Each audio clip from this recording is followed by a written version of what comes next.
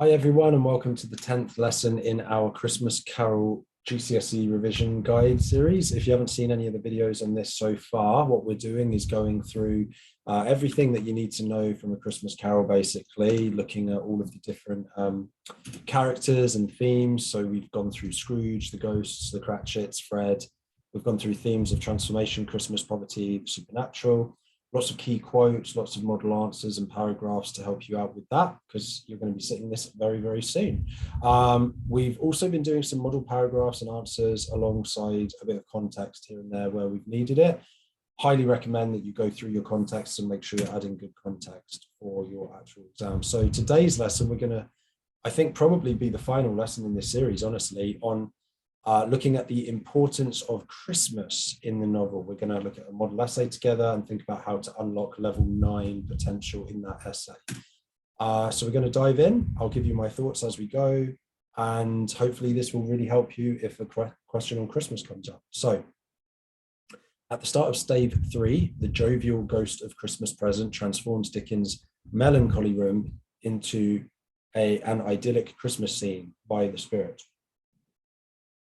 A sense of prosperity, extravagance, and splendor is shown through the highly sensuous depiction of the room. List sentences build up the sense of luxury and indulgence. Food nouns such as poultry, game, great joints of meat appeal to the reader's sense of taste, while the verb phrase "a mighty blaze went roaring up the chimney" creates a cozy image, which appeals to the sense of touch. Finally, bright imagery is used to make the scene visually appealing through phrases such as bright gleaming berries glistened and glowing torch. The abundance of light imagery could also convey the idea that Christmas is associated with hope or magic. Dickens helped to shape the modern view of Christmas as a time for both displaying and, more importantly, sharing one's riches and prosperity with others. So, straight away, we have this sense of one of the importances of Christmas is the way that Christmas is transformative. I think that the point at the beginning could be a lot stronger. So we could be just much more explicitly saying one of the ways in which Christmas is shown as important is through its transformative power. And then we could go into this sentence at the start of stave 3, the jovial ghost of Christmas transforms his melancholy. I think that would really help, having a much clearer point at the beginning. And then at the ending, we have some context, but I feel like the context is a little bit weak. So instead of saying Dickens helped to shape the modern view of Christmas as a time for both displaying and sharing one's riches and prosperity with others, which is true, and it's a good point, I would like to see just a little bit deeper. Maybe Dickens combines the Victorian tradition of ghost stories at Christmas with Christmas spirit in order to convey a view of generosity at a time during the late Industrial Revolution, where factory owners were very mean and cruel, not only to their workers, but to one another.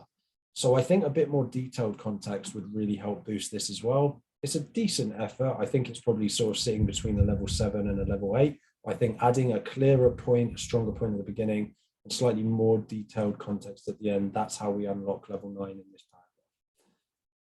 Pardon me. In stave 3, when he presents the Cratchit's Christmas lunch, Dickens establishes the importance of spending time with family at Christmas time, which reflects his belief that Christmas should be a time to cherish time with loved ones. Lots of the word time here. Time. Anyway, needs a stronger point again. So another importance of Christmas is showing the significance of spending it with family or loved ones, right? Again, slightly weak point to begin with, but I get what they're trying to say. Bob's hyperbolic exclamatory sentence, a wonderful setting, sets the tone of positivity, gratitude, and thankfulness, which is further emphasized by his use of a superlative at the greatest success to describe the meal as a whole. Later in the extract, Dickens juxtaposes what the family are not. They're not handsome, they're not well-dressed, with what they are, happy, grateful, pleased with one another. The contrasting list emphasizes Dickens' belief that the virtues of love and gratitude are far more important at Christmas time than any material possessions the family could possess. This serves Dickens' wider purpose to show that love and family matter much more than money at Christmas. Great. So again, point is a bit weak at the beginning. Analysis is amazing. I really think this is how you analyze well. So please try and analyze like this student has. really, really good. And then the context at the end is again a little bit weak. I think, yes, Dickens does want to show love and family matter more than money at Christmas, but maybe you could link to his own life experiences, the fact that his dad went to debtor's prison, so he understood what it was to have money and then what it was to not have money, and ultimately how family and friends was more important than materialism. So again, a little bit more depth on that context and a little bit stronger point at the beginning, clear level 9. The analysis throughout this has been level 9 quality. It's AO1 that sort of, showing clear points that answer the question. That's a little bit lacking here. And AO3 context, which again is a little bit lacking here. Also in stave 3, Dickens shows that people can celebrate the spirit of goodwill at Christmas, even when they're away from home. Okay, so this is the power of Christmas to transform someone's mood no matter where they are. So again, slightly clearer point would be good. At the start of the extract, a dark and inhospitable setting is described through the noun phrase dark and heaving sea. The adjective dark has connotations of being unenlightened and gloomy, while the verb heaving connotes laborious work. The reader may expect that the unfriendly conditions would dampen the spirit of Christmas. However, Dickens is keen to demonstrate how the spirit of Christmas empowers every man on board the ship to say a kinder word for one another on that day. The adjective kinder helps Dickens show how benevolence is infectious and can help spread delight at Christmas time. Cool. No attempt at context in this particular paragraph. I think you could talk about how in Victorian England, the vast majority of people are Christian. They would have believed in Christ, and they would have believed in the generosity that would have come from being a Christian. And so you could link to the idea that Christmas brings that Christ-like generosity and kindness and love. And even when people are in a dark and gloomy place, they still show that because of Christmas spirit. So again, context needed in a bit more detail. Point at the start needed a bit more detail. Analysis, amazing. Mwah, perfect, right? Great context. Great analysis, not great context, great analysis. Near the end of stave 3, Dickens emphasizes that Christmas should be a time full of music, games, and festive celebrations in his presentation of Fred's family. The phrase, it is good to be children sometimes, indicates the idea that Christmas should be a time for casting away adult concerns to reconnect with the excitement every child will feel at Christmas. The power of Christmas to transform people and reawaken their conscience is suggested by Scrooge's reaction to hearing Fred's niece play a simple little air on a harp. Hearing this music stirs Scrooge's repressed memories of hearing the same tune as a child. As a result, Scrooge reflects that he might have cultivated the kindness of life more if he had heard the music more often as a child. This moment helps Dickens to emphasize the magical qualities of the spirit of Christmas and its ability to infect even the most miserly of people with a new energy and purpose in life. Great, very, very good. So, wait a minute. Yes, and that's the final paragraph. So something else I really like about this model answer is that it doesn't have like any real introduction or any real conclusion. It dives in and it starts talking straight away. Same thing throughout this. That's often what we find as examiners. We find that students typically have the same strengths and weaknesses pretty consistently throughout an essay.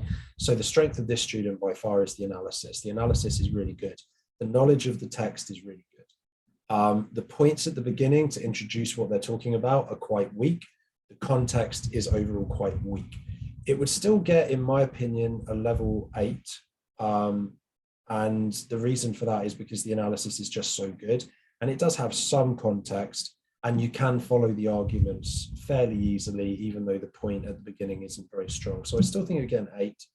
One of the big issues that holds it back as well is, so yes, in most of your exam boards, you will have an extract to base your ideas on, but that doesn't mean that you don't need to also go into the rest of the novel or whatever text you're doing. So I think that that's a little bit of an issue.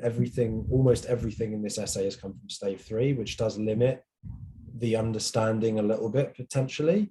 I would want to see some stuff from stave 1. I'd like to see stuff from stave 2, 4, 5.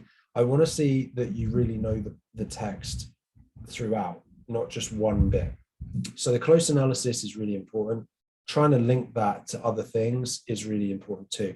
And they have tried to do that a bit in this final paragraph, though, which is a really good thing. So yeah, that's basically everything I wanted to say on this essay. It's a great essay. You could definitely learn a lot from the analysis of this essay. If that was helpful, please give the video a thumbs up or comment down below. And I hope this has been a helpful series for you if I don't see you again in this series. Take care.